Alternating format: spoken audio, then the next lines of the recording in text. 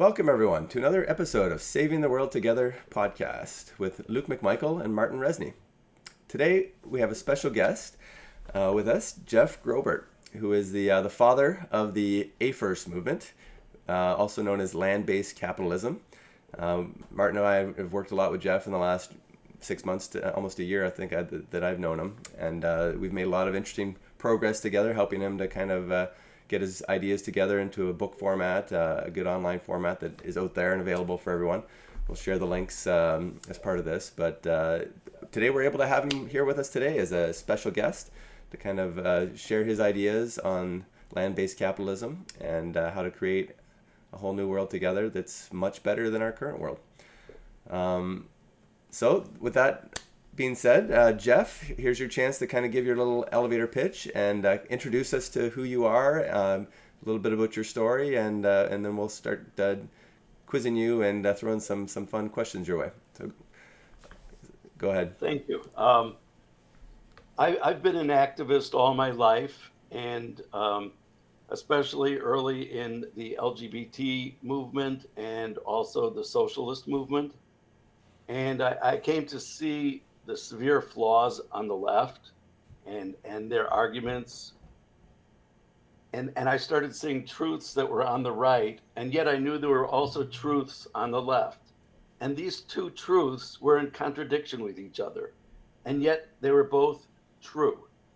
And I said, there has to be a way to resolve the divide that today is worse than ever between us.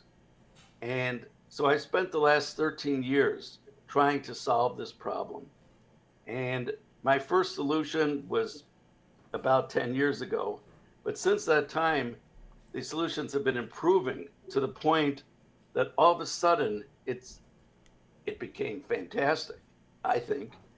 And it actually works. And what this thing is a business plan. It's not, we don't have to convince everybody in the world to take a certain position, or we don't have to elect politicians. We don't need a revolution. We don't need protest movements. All we need is to execute this business plan. And this is a very profitable business plan. And in the span of about 40 years, it will actually achieve a society that we could only dream about. Thank you. It's a great intro. That's kind of how you initially kind of got me hooked on the whole idea, just through a Georgist. That's how we first met, through it was a Georgist meeting, I think, online, that I was just interested in the whole Georgist movement to focus on land taxes versus any other tax. And that's something that Martin and I have discussed in many different ways on how to kind of fix the world's economy to make it more inclusive of everybody. And really the most fair tax from all the things I've studied in the last 20 years is really all led me towards this concept of, fair tax. The best, most fair tax is some kind of land tax that shares that wealth, shares the wealth of the land with everyone in the world, at least in some form, at a bare minimum level, at the same time as giving access to the land, the most profitable land, to the most profitable causes and the most equitable and sustainable causes. So that's really where I kind of fell in love with the whole land-based capitalism idea as a concept. Right. With land-based capitalism, indeed, the land goes to the most efficient user of the land. However, there is absolutely no coercion. So unlike a land tax where you actually have to basically steal the land from the current owners by taking all the profit from land appreciation and moving that to the state, with land-based capitalism, people voluntarily sell their land into a commons trust. And that commons trust rents the land to the highest bidder of ground rent. And these rents are then distributed equally to everyone in the world, or at least that's the high level view of it. Yes. So it's Georgist, but it goes way beyond the land tax, which has a lot of flaws, especially coercion. Absolutely. And it definitely falls in line with a lot of the things that we've talked about here from the Saving the World podcast with our pillars of protopia, which we're calling them now, which is progressing towards utopia. You'll never be there, but we can definitely progress towards a better world and make it better and better and better. And the joy is in the journey. So the pillars of Protopia basically state that we need to focus on pollution, we need to focus on prosperity, we need to focus on purpose, progress, technological progress, and then the final one is truth.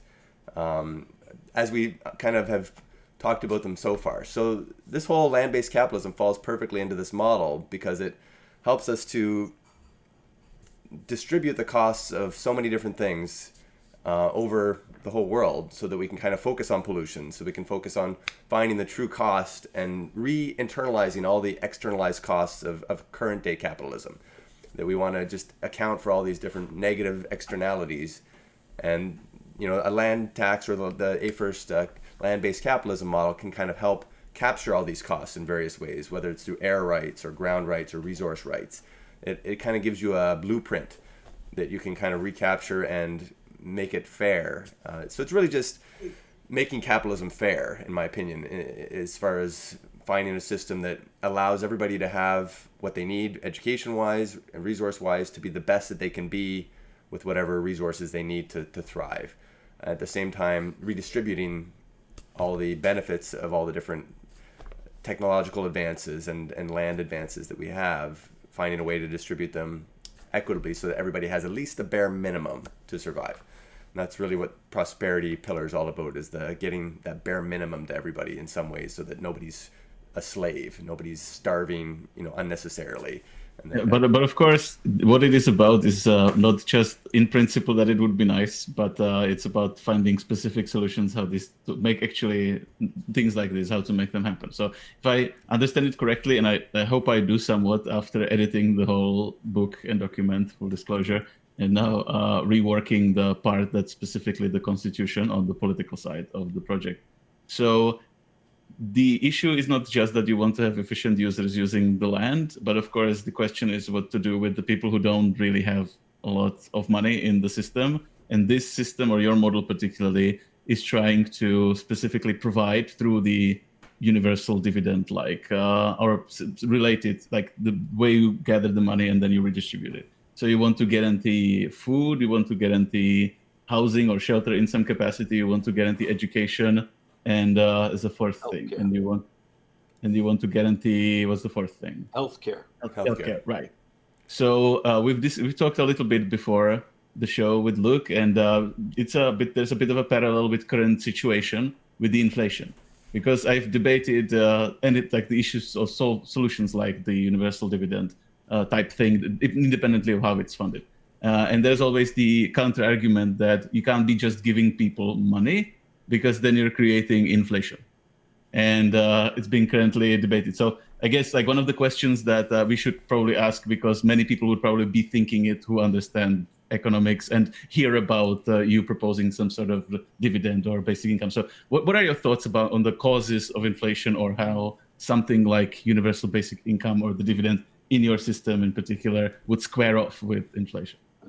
From my point of view, the cause of inflation is lack of productive resources servicing the needs of ordinary people, because those productive resources have been reallocated to the wealthy, who are using workers to fund their pet projects and actually serve them in service capacity.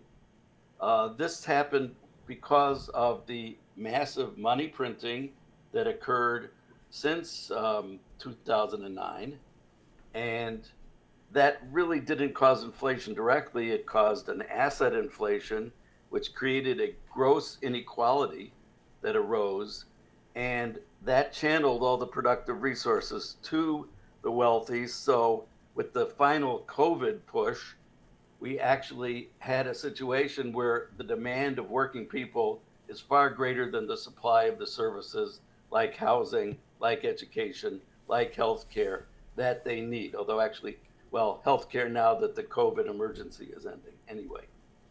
So that's the real cause of inflation, is productive resources. Now, how AFFEERCE deals with that is something called the deflation of the VIP dollar.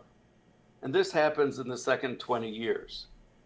So just to stop you a little bit there for everybody to catch up, the VIP or VIP dollar is what? That's it's the currency that we print every time we purchase a property into the Commons Trust.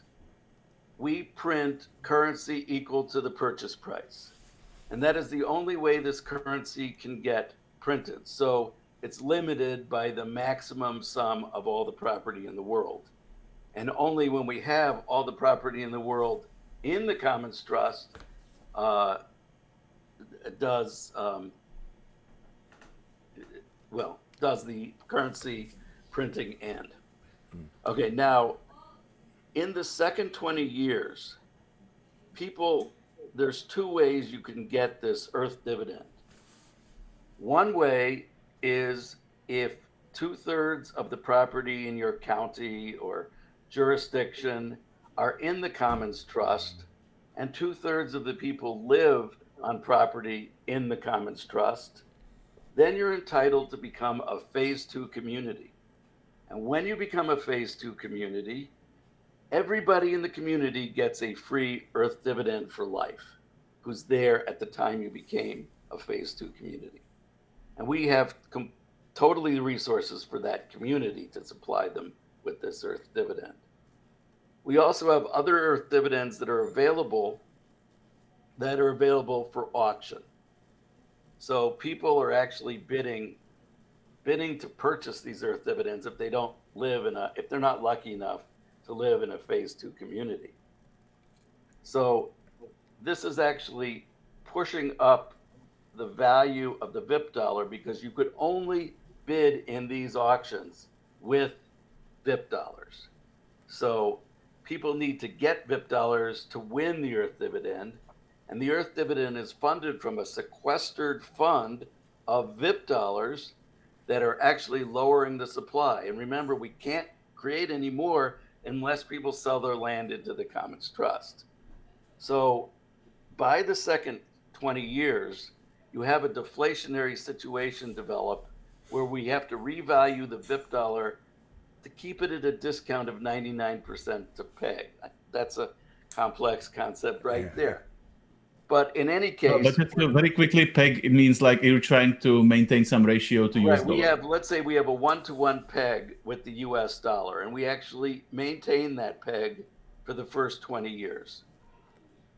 And we maintain a market value at 99% of that peg. So we always have a 1% discount to the peg on the market, which creates something called an arbitrage opportunity. People are able to, because there's certain things you could spend VIP dollars for or US dollars at your pleasure. So people buy the VIP dollars and save 1% right away. So there's a lot of different arbitrage opportunities that exist. Anyways, that has nothing to do with the inflation question.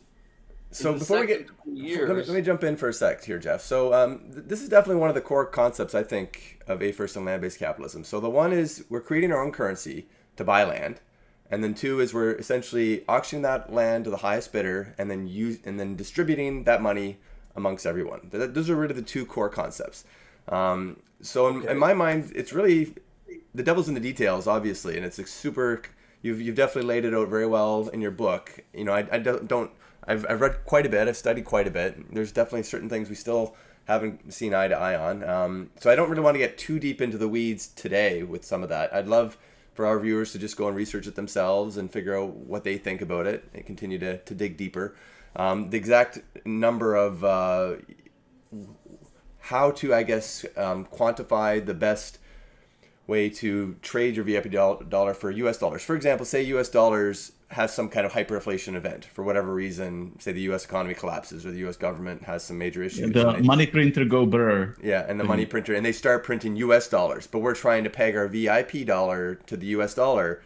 It makes kind of whatever happens to the US dollar also happens to the VIP dollar in some extent if we're pegging it, right? So there's definitely a lot of potentially complications around any kind of peg to any currency. So if you can kind of try to envision in a way that we're slowly but surely trying to replace all currencies in the world with one kind of united worldwide currency that anybody can use in a kind of fair way that's not going to super hyperinflate or deflate overnight, that you can kind of trust that it's going to hold its value and you'll be able to buy a loaf of bread for, a certain amount of you VIP realize dollars. that if the U.S. dollar hyperinflates, we can't help but deflate.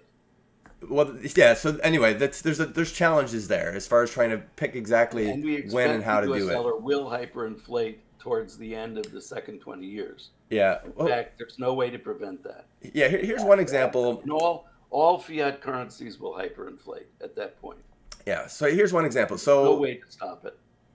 one of the challenges with hyperinflation that I see, and again, we don't have to touch on this too much. I just want to. Yeah, I think like there's maybe maybe we can go like for specific subtopics, go into detail eventually. Like just this time, like for more people who like we said, they can go read the details. Sure. Of course, they're already available on the website. Could you please, Jeff, tell everyone where they can go find the detailed information? They could just enter landbasedcapitalism.org or AFFEERCE, AFFEERCE.org.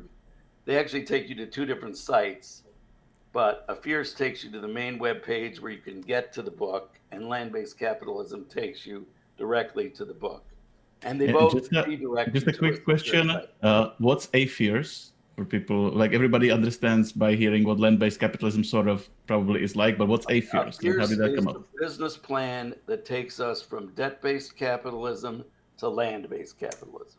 So we're in. But maybe like what does it mean? What's the acronym? What's AFFEERCE? What does the acronym stand for? AFFEERCE comes from. It's an ancient acronym. Alternative families, free enterprise, entitlement. Something with RC in there. I'm not sure well, there's a lot of different RCs, but we'll use the rental of the commons, and the final E is enlightenment. So, but acronyms are fun that way. How they 15 years to 13, well, about 13 years old. Yeah, when you use an acronym so much and it becomes its own word, that you forget what it means. It's kind of interesting. Yeah, it's just like one of the ways to like give a very quick idea to the viewers, listeners, like what is it probably about on the high level? Like what's the goal, regardless of the methods? Are you asking that question or just talking about? No. I'm just saying like the reason I asked about it is just like if you explain it, then like people get additional quick idea of what you're trying to accomplish. I think. Yeah. All right. On the one final comment on inflation, and that is because I didn't finish the thought, and the finish of the thought is the deflating VIP dollar actually causes resources to shift into servicing the Earth dividend.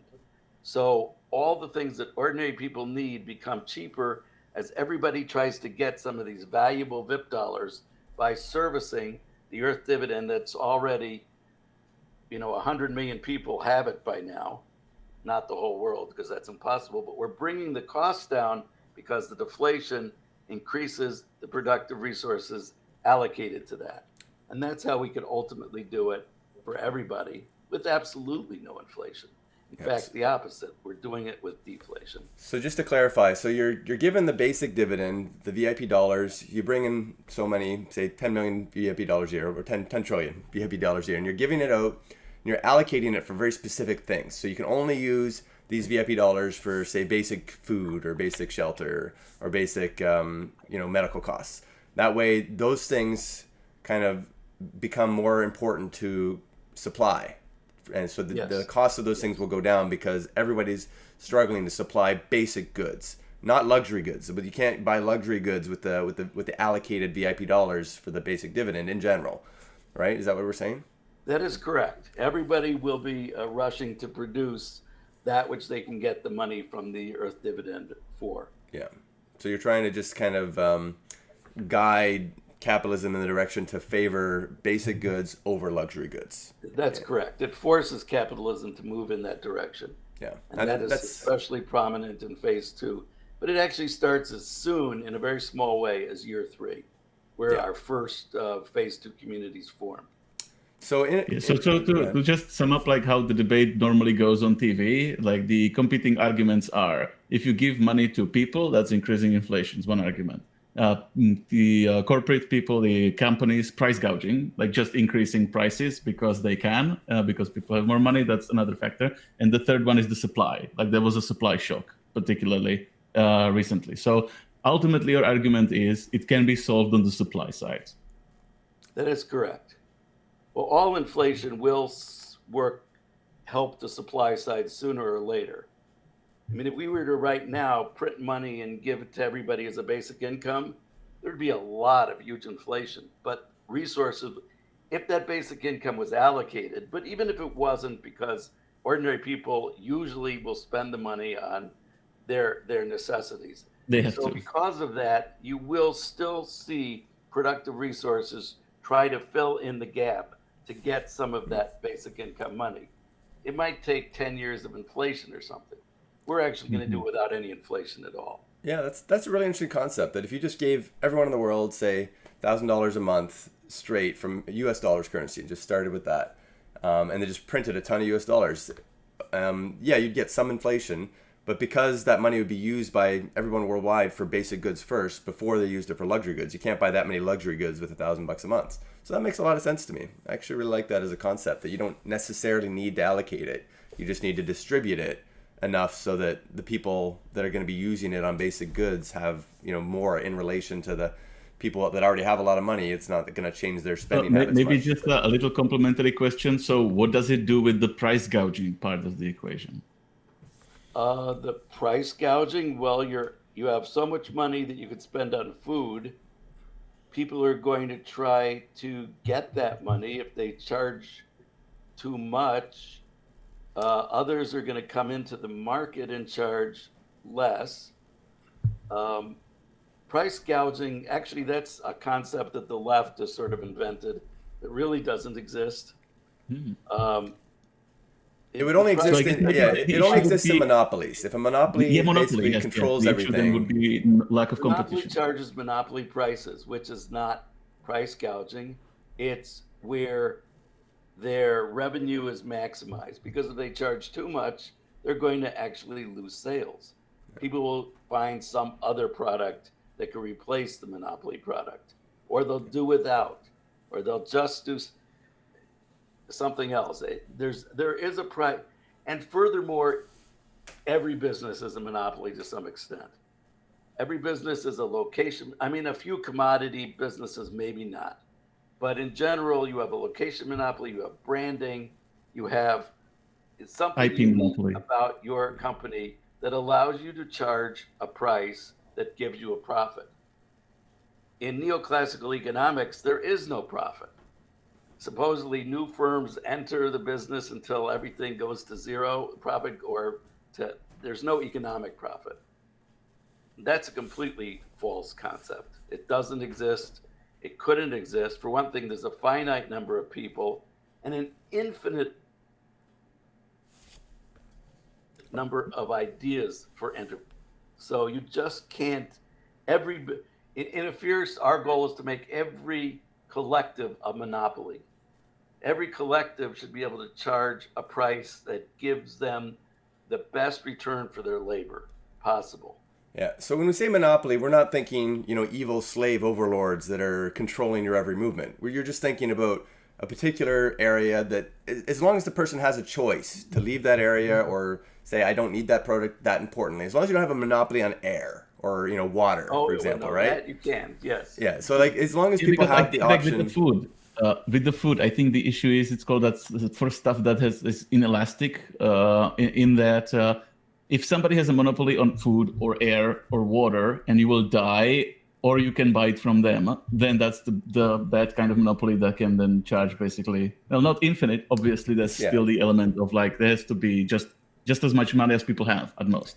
Although in reality, they can't go somewhere else in that situation. In reality, for food, everything is driven by commodity pricing, and it's the opposite of monopoly. It's actually closest model to pure competition in food. So the idea that yes, if someone had a monopoly on food or air or land, and land is actually more likely, which in the current system. Well, yeah, if you had, say, 1% of the population buy all the land in the world, they're getting close to that right now. Like Yes, the they're trying 1% to, owns probably 90% of the land, right now. So right, well, we're going to be, as soon as we get our investor, that's all going to change. Yeah, We are going to buy all the land into the Commons Trust. I think that's the core People are difference gonna we're wanna talking sell about. it to us, too. Yeah, we're trying to take the land back from the 1% and distribute it among everybody, the commons. No, we're distributing the profits. The from profits. The land. Exactly. The exclusive use of the land is still best held by the person who can most efficiently use it.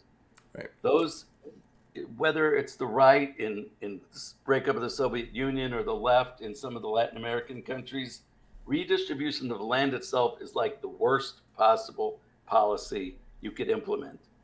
It ends up all going into the hands of oligarchs who buy it up from the individuals and become super powerful.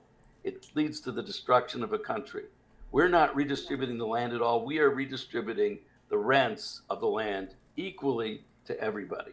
Right. So in effect, you're essentially buying all the land back from the oligarchs, from the 1%, from the current rich people. Well, from everybody. From everybody. They don't own all of it yet. And essentially, it's not owned by anyone. It's owned by the Commons Trust, which is, again, owned by everybody, kind of, right? So Yes, everyone in the world correct. owns essentially all the land is where we want. It's a shared ownership. Like where we all live on Spaceship Earth, this is a shared planet. And we're renting out, plots of that shared planet to whoever can make the best use out of it. Right. And getting the maximum value for it. And we collect the rents equally. Right. And I really love that concept. I think it goes... I really don't see how anyone could have a really good argument against that when you really look at it from all sides. It's just a question of how we get from where we are today, to some kind of land-based capitalist model, and how we, figure out all the nooks and crannies and the ups and downs and the details that might cause us to be taken over by the 1%. AFFEERCE is that plan to go from where we are now to land-based capitalism. Absolutely. And obviously, we could tweak it. I'm sure there are problems that need to be tweaked, but it's getting pretty close to working really well. And right now, I can't find any flaws. That's great. I know you find a few flaws, and that's great, because we need to find what are these flaws. If they are there, we need to find them, and we need to solve them. Well, I'm very much looking forward to getting this to the point where you say you have 10 or 20 economics major professors, all from different backgrounds, where they can all put some solid time into reviewing this plan, figuring out, similar to how me and you have worked for the last 6 months, just figuring out some of the gotchas that we disagree on, finding compromises, finding ways to make the numbers work the best way possible. Right. We have Steve Keen, who's a heterodox economist who wrote Debunking Economics, who will be reviewing it on the 6th of April, God willing. I'm very excited for that. And I'm trying to find other economists who will review it and get back to me, because monetary policy is critical to the entire plan. Yeah. If you can get, say, anywhere from 10 to 20 kind of relatively mainstream economists, at least review it and kind of pick out what they think works and doesn't work, and find ways to, get it to the point where they support it, then you're much more likely to find that $30 million investor, I think, that's going to say, oh, this is supported by mainstream economics professors. Might be worth my time and money to try to actually save the world by investing 30 million to make 30 trillion or whatever. Well, might even help if there's a and if you might even help if there's a polemic, like if they hate it. Go ahead, Martin. Sorry, Martin. What were you saying? I'm so sorry. It just might even help if there's a polemic, like if some of them hate it. That may also help. That might help. Some of the neoclassical economists, although I don't know what they could hate about it. That's the weird thing. I can't find problems. There's people on the right, people on the left, people in the religious community.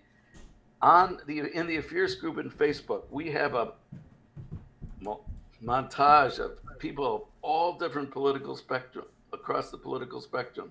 And none of them, they all might like it for different reasons, but they like it, all of them. It ends all the polarization in the world. Just knowing that it's coming ends the polarization. Absolutely. No, that's the best feature. I think in terms of the potential problems, my expertise is not economics, so I can't speak for that side of the plan. But during the editing process, we have debated things like what I call realpolitik. Like there's some sort of school of political philosophy or school of political thought that's pretty cynical. It's actually one that you can trace to something like what's his name, Carl Schmitt, even like this sort of like bad guys who were political philosophers. In that, one of the questions would be, okay, so you're buying up the land within a country, and the plan sort of is to take over ultimately. Like, what's stopping the country that you're inside of trying to take over from like sending at some point the army there and stopping to guarantee your land rights? So it's like By this the sort of time like a that power happens, politics. it's too late. What we do, our dual power government forms. I told you about phase 2 communities. Well, the first thing that happens when a phase 2 community, they're going to get the earth dividend for free. Well, the earth dividend, we talked about meals and health care and education. Well, education's handled slightly differently, but there's also police protection. There's also streets and sanitation. All of these things are paid for equally to every person who receives an earth dividend. So in order to have an equal per capita distribution, these people have to form something called a cellular democracy. The cellular democracy is formed so they could spend the funds that they receive down each branch of the democracy. Every branch has the same per capita allocation. And as you go down levels, certain amounts go to police protection or streets and sanitation or education, which is actually, even though it's assured to everybody, it's actually at a high level that it actually goes. So we have this organization. Now, they're not even the power. They're not even the state power at this point, and yet they're getting all this money.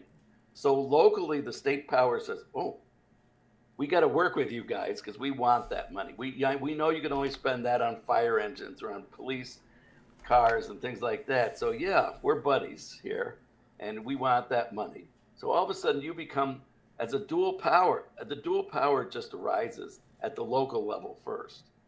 The state, what we're doing in addition, we have something called a land fund. The land fund is used to buy land, and it's coming from the rents.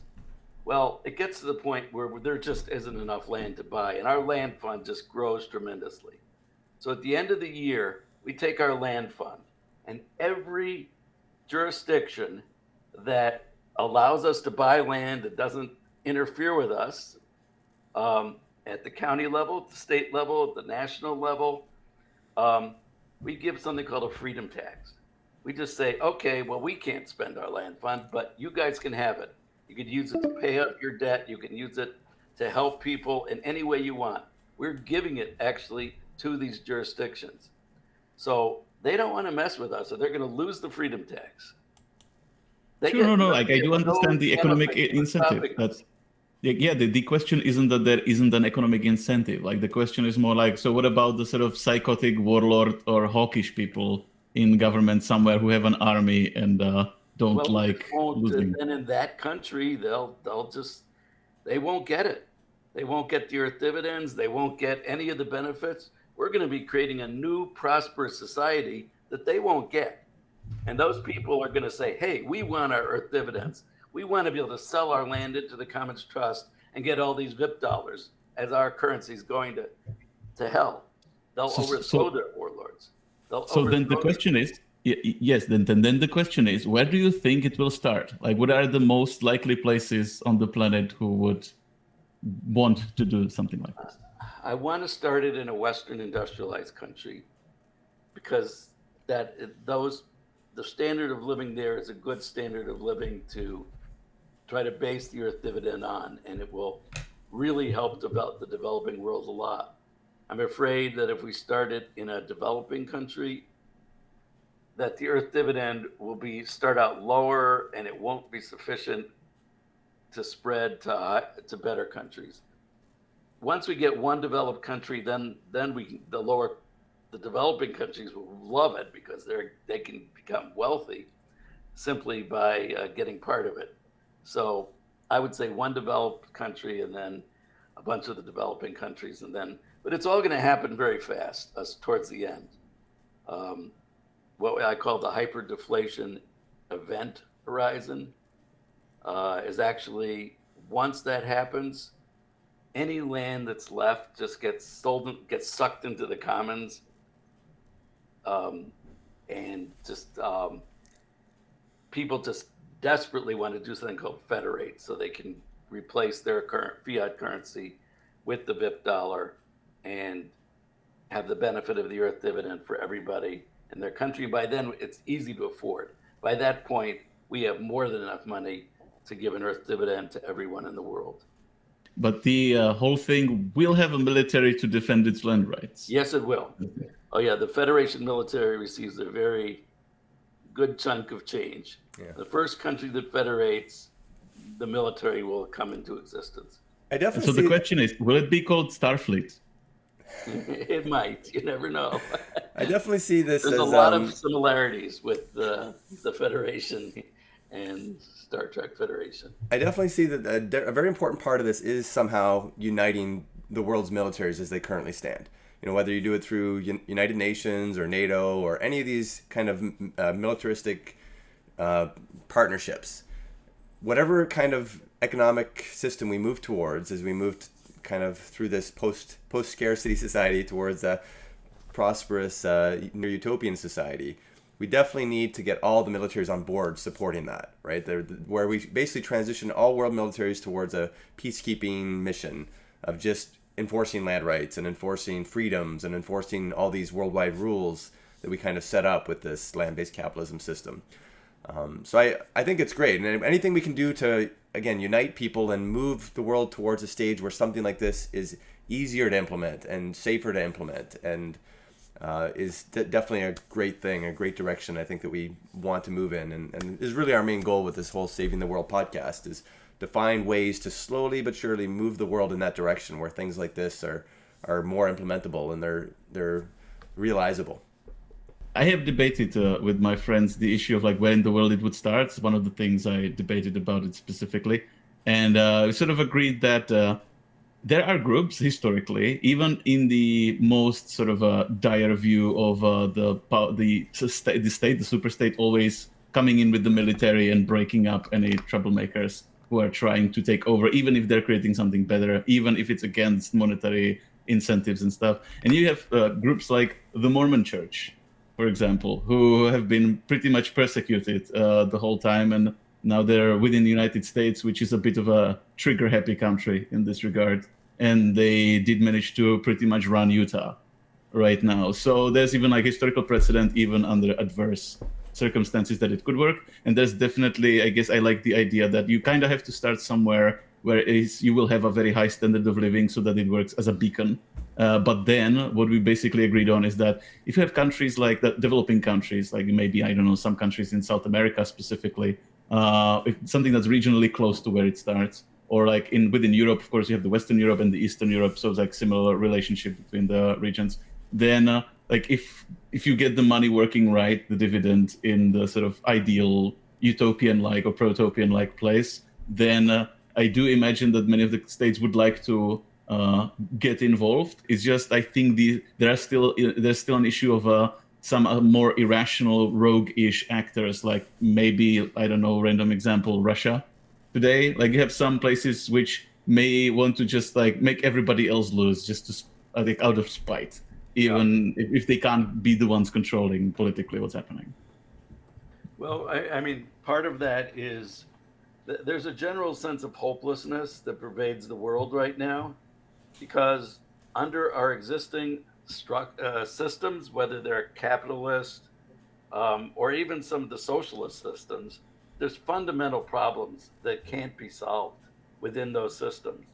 And people have sort of given up, and they've sort of looked to dictators much more so to get them through it, because the market system is not really working for them. For most people, it's not working. So I think that as AFFEERCE comes, it's actually going to have a diminution in the rise of dictators will start falling, just because there's people now have hope, and they're looking in a direction. Now, as for where we're purchasing land, we purchase land all over the world, right, to start. So actually, it's really sort of up to the community, although the ABC can, which is the Fierce Benefit Corporation, which is the for-profit organization that purchases land into the commons, they could actually decide where, but basically they purchase land everywhere. Anybody who says I want to sell my land into the commons, and any county that agrees that 30% of the rents will replace property taxes from then on out, um, can sell their land into the commons. So we're not going to discriminate based on country. So it really might not be our decision completely. Let me throw out a thought there, because this is something again I've been pondering for a long time. Is how an individual, even someone like me with meager resources, not quite 30 million, but I've got a decent amount, where I potentially could buy every house on my street, say 10 houses for whatever 200 or 300 grand each. They're nice places, and they'll have 4 to 5 bedrooms in many cases. You could kind of rent them out to say 50 people, at a very reasonable rate, $400 or $500 a month or something, and basically live. Get all the basic needs you met, while you're also part of a really strong, vibrant community doing things like this, thinking about things like this, thinking about how to save the world. So that was always kind of my dream, is some kind of... I live in Sault Ste. Marie, Ontario, Canada. The name for our community was going to be Suitopia, as we call it, where we live in the Sioux. It's our nickname for our city. So Suitopia was the name of my kind of idea for an intentional community. So right now I've got 3 units that my son and my niece and nephew live in one, and I have some friends living in the other one. So it's kind of starting. It's taken a few years to kind of figure out exactly how to work, but I could definitely see something like this, even if it doesn't go big off the bat, say 5-10 years of intentional communities trying pilot programs, trying different ways of creating their own currencies or creating their own systems to kind of use this land-based capitalism concept, at least to kind of work out the details. And then once you have enough of them, if you have enough small intentional communities like this, then they can somehow band together at some point in the near future and create the bigger, worldwide AFFEERCE system. So, Well, the AFFEERCE 5.0, the previous version, was based on that concept. It's based on the concept of forming these intentional communities that would build up land value, and only after 20 years would they sell their land into a commons trust. So there would be no commons trust until the intentional communities reached a big enough level to sell their land into the commons trust and create these VIP dollars. right. And that got turned on its head, and now we just create the VIP dollars by purchasing any land. But it doesn't mean you can't still have what we call viral communities, where you build these intentional communities, and at a certain point you say, we're going to sell it all into the commons and collect this huge amount of VIP dollars. Yeah. So it's still a viable thing, but now it's sort of privatized, in that the ABC is not dealing in intentional communities anymore, but intentional communities can be started independently as a means of building up land value and then selling it into the commons trust for huge profits at the So end. maybe one question. So clearly the plan is not that it has to be a contiguous territory or to any substantial degree. So is there any specific, how to put it?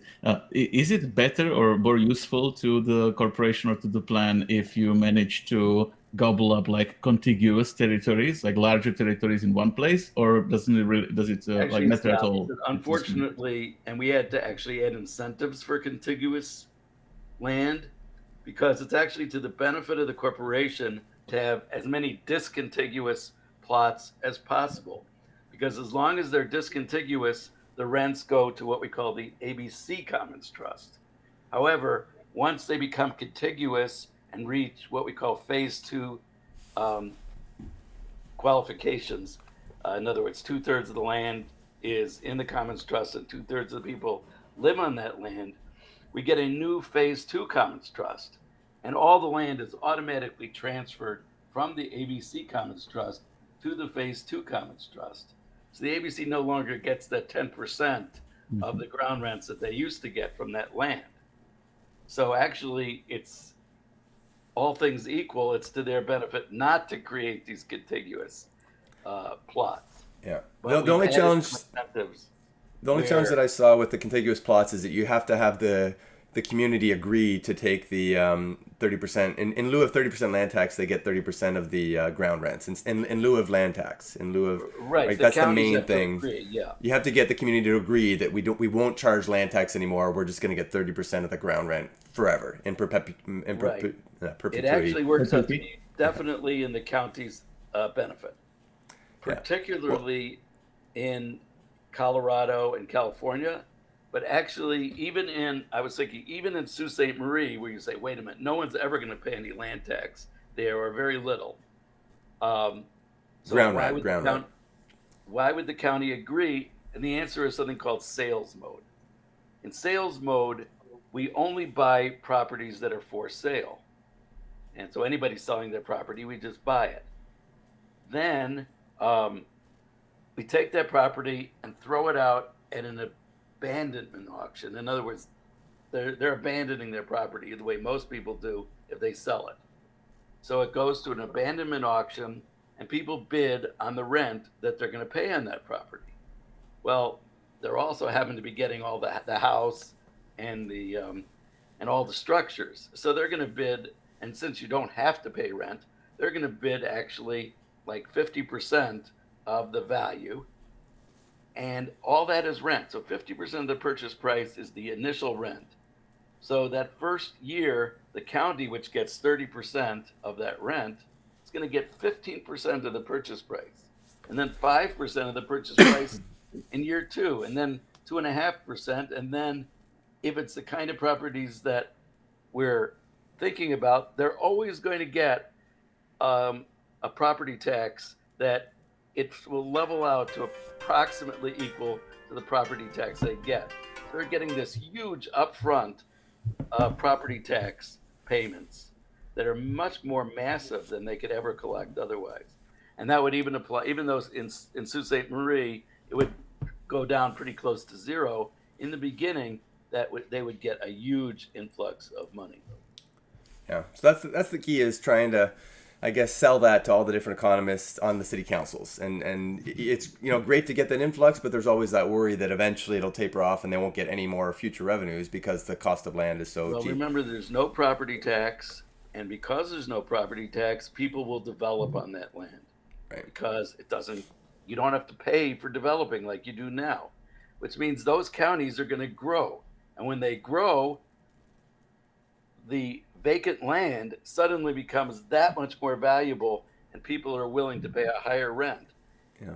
And as multiple people develop, the rents will go up, even though if one person develops, their rent will go down because of the trouble, which we haven't even talked about. Yeah, no, we haven't gone into too many details. I do like the trebling. Go up if you develop in general. So the county really will win on every score. Okay, well let's I think try to summarize what we've talked about today a little bit. I do think that we probably should have another session at some point. I know Thomas Cooper is one of your close workers there. Yeah, and he would love to be part of it. Yeah, we can maybe get all 4 of us on at some point and get deeper into maybe some of the trebling concepts. But also, I'd really like to focus more on how we're going to sell this to somebody and how we're going to get to the point where it is, accepted by 20 or 30, prominent economics professors. You mentioned one on April 6th. We'll see how that one goes. I'm very curious to see how this evolves kind of over time, whether it's something we can potentially do in the next year or two, or if it's something that's going to be a 5 to 10 year, growth period, working out all the kinks. You've already worked on it for how many years now? 15 years? 13 years. So I would love to, continue to be a part of the growth of this system and finding a way to implement it even on a small scale and help do my part to kind of work out the kinks however I can in my Zootopia-like community and find ways to, punch holes in any of the problems and patch the holes as we go. So it's very exciting to be a part of. So thank you so much, Jeff, for being with us today. Martin, is there any final questions you'd like to kind of bring up today, or any final things you'd like to talk about? I guess we were sort of thinking about asking about also some of the legal, political aspects of the system, but I guess we can do that next time. Sort of keep this episode about the economics mainly of the situation. And also, I'm also currently working on the rewriting of the Constitution. So I guess that's something we should probably have some calls about at some point soon, because I already started doing a little bit of the structure and sort of including, excluding some things. So there's definitely something to talk about there. But like I said, next time maybe we could have a interview like this and debate the political side of the whole thing. That sounds good. Yeah. Yeah, I think we could definitely, depending on how this evolves, I think we could have a whole just AFFEERCE series. We do it maybe once a month or once every other month or something, and just continue That would be to fantastic. dig deeper into it. Because We I really think, got to get this out to the world. yeah, That's $30 million is all that stands between us and utopia, as far as I can tell. That's awful cheap. I agree. It's just if we got to sell it, we've got to get someone on board. But I definitely think the more we can do to just build up one step at a time, get it in front of one more person at a time, get one person thinking about it, reading your book, poking holes wherever they need to, and just being receptive enough that they don't just kind of blow it off as a pie in the sky, utopia that'll never happen. We're all about figuring out details and figuring out what could happen. Maybe it won't all happen all at once, obviously. So let's figure out what can we do. What does the world need to have happen in order for this to actually work? To have someone with $30 million say, okay, I want to do this. The concept of protopia, meaning like how to iterate or progress step by step toward a better state of things, even if we can all agree maybe some hypothetical utopian maximalist end goal won't ever happen or is unlikely to, we can still probably just improve a lot of stuff by a lot. And that sounds worth it. Absolutely. Well, it doesn't hurt to improve things, but a lot of people are getting more and more polarized. Ideas are becoming more and more, less and less factual. People are, as decay sets in, you're not going to make any improvements in the culture in advance. You got to change the economic system, and the culture will follow. And in that area, I agree with Marx and several other people on the right and the left who say you've got to make changes. You can't have culture wars. And that's what we have now is culture wars. We can't have that. We need to make these fundamental changes.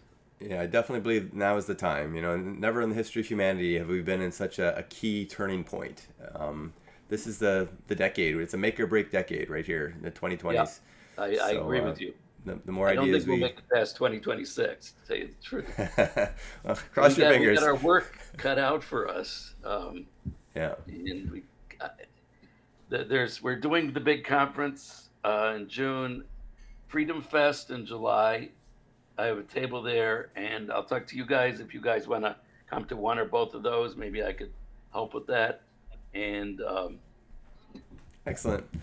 Thank you so much, Jeff. We're definitely going to be in touch soon. We'll keep digging deeper onto all the different ideas. Thanks so much for all our viewers and joiners. Please comment, subscribe, and check out Jeff's website as well, and dig deep. Let us know what your ideas are, what your comments are. Maybe Jeff, please remind the audience one more time where they should go to check more information. Okay, well, I'm going to put the actual link in the comments tomorrow, so they could do landbasedcapitalism.org or AFFEERCE.org. But I'm going to put the actual HTTPS address in the it will be in the description of the video. I just like for people just listening or just watching to also be able to hear it. Absolutely. And also, of course, savingtheworldtogether.org will have links to it as well. That we're basically a partner organization at this point where we're trying to work together. And we work together with every group worldwide that we can. Anyone that's going to help move the world towards unity, towards working together. Every group that, trying to help is the important. We're not working with every group. Every group that's doing good things. What they're trying to accomplish. by our definition of protopia, moving towards protopia, and adding to the tolerance and unity is kind of the core concept, and bringing that polarized divide a little bit closer together, and that's our mission. So thanks so much for joining us today. Thanks again to Jeff, and we will speak again soon, I'm sure, and continue to dig deeper on how we can save the world together. Thanks, everybody.